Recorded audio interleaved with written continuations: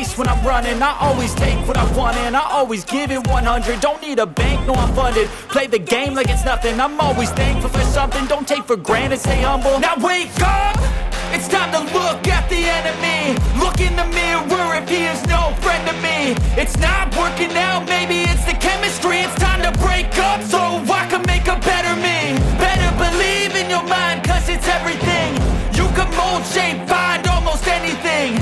All it takes is some time and some clarity to find your identity. It's mind over everything.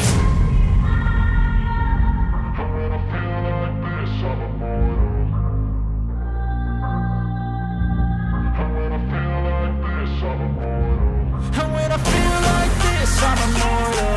When I feel like this, I'm immortal. When I feel like this, I'm immortal.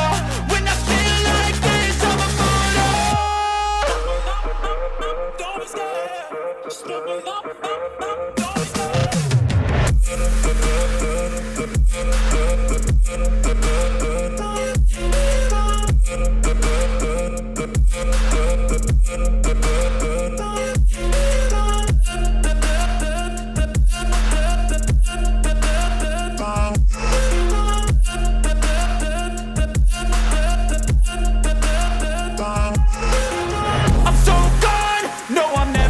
Back. I won't stop, I'ma fight until there's nothing left. It's so on, you're gonna be hurting bad. Cause I've been to hell and back. You don't wanna make me mad. I stay strong, you will never see me crack. And if you get in my way, you're gonna feel the wrath.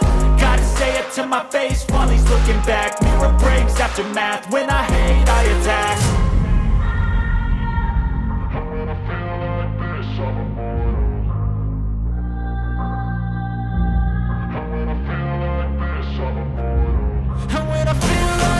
I'm immortal.